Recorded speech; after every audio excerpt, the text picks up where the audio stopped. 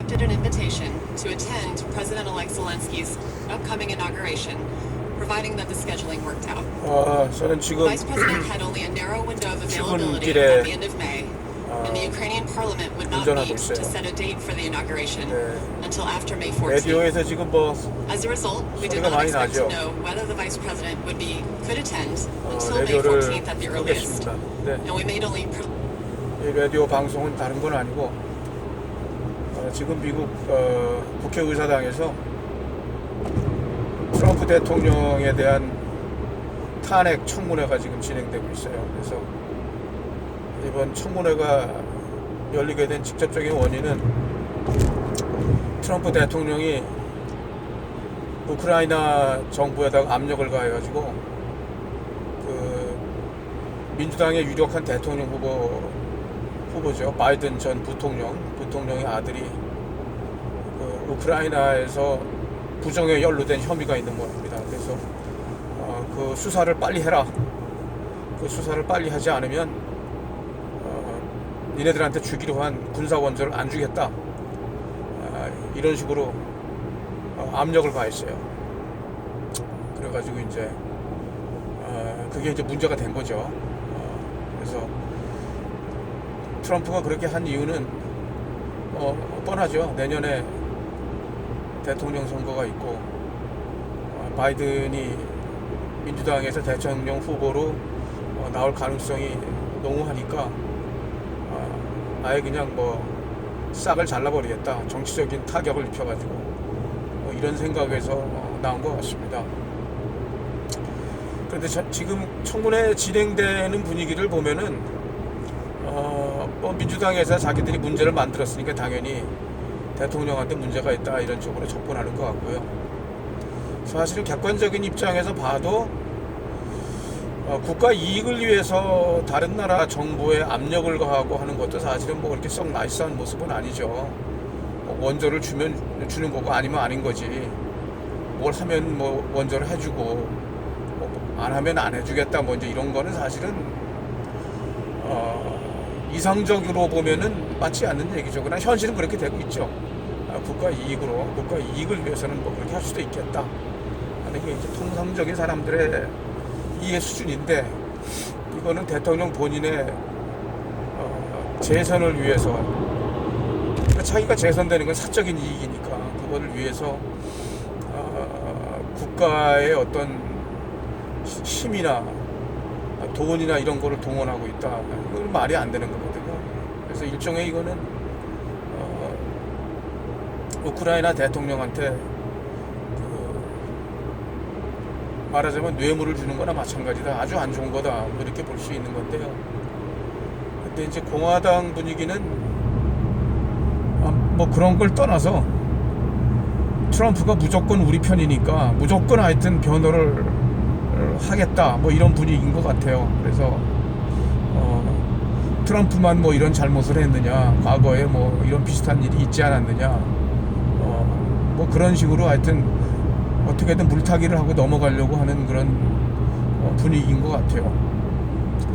그런데 이제 중요한 질문은 과연 트럼프 대통령의 과실이 이런 증언들을 통해서 사람들이 이해할 수 있을 정도로 밝혀진다 한들 그것이 실질적인 탄핵으로 이루어지겠느냐, 현실론의 질문인데요. 과거 1974년에 닉슨 대통령이 상대방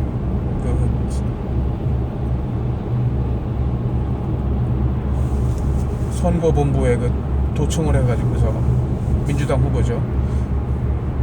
그때 민주당 후보가 누구였지? 기억이 잘 안 나네. 애그뉴였나? 험프리였나? 잘 모르겠어요. 아무튼 그런데 그렇게 해서 이제 도청을 했다는 사실이 정말 뒤집을 수 없는 증거로 나타나니까 결국은 자기가 알아서 사임을 한 건데, 그때하고는 또 다른 것 같아요. 세상이 많이 탁해졌고 사람들의 생각도 바뀌었고, 그래서 그 당시에 닉슨 대통령에 참모했던 한 사람이 언론에다 그런 말을 했더라고요.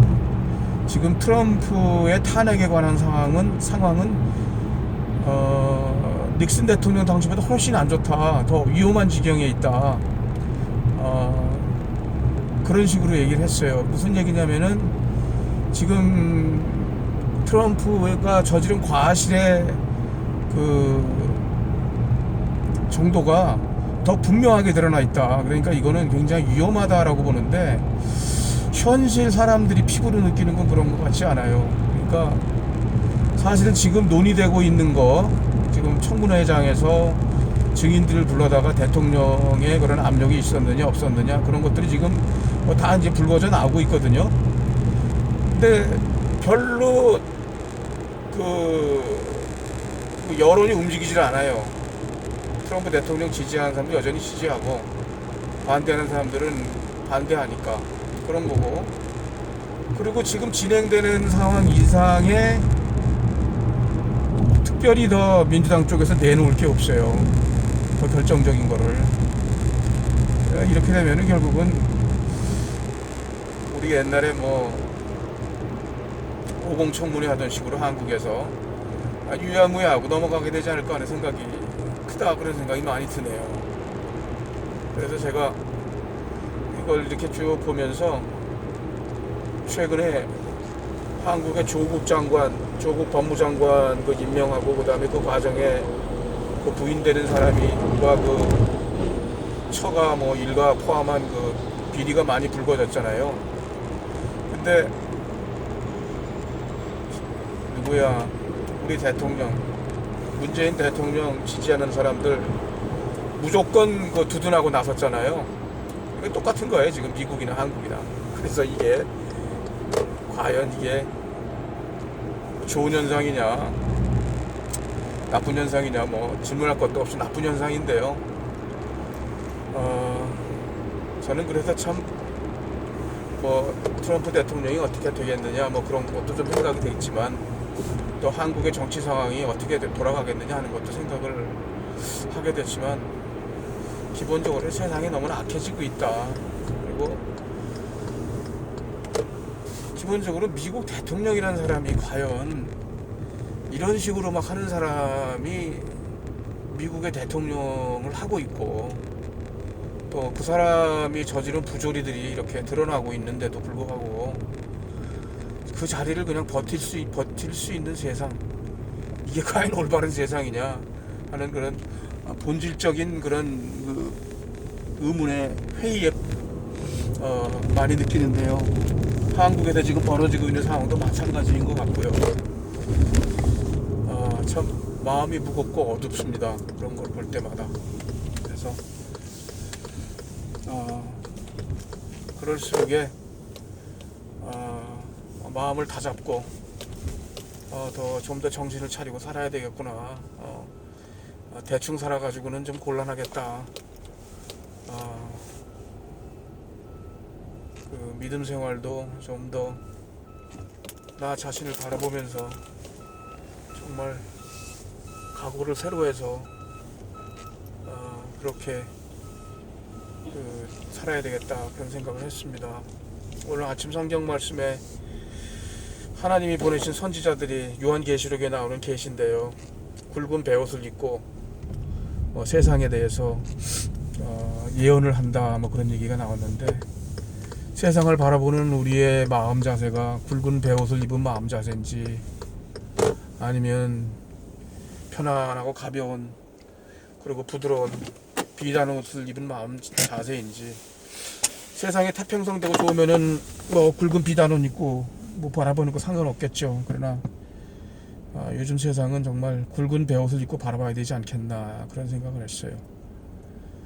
예, 도착을 했습니다. 오늘 하루 또 열심히 그렇게 살아야죠.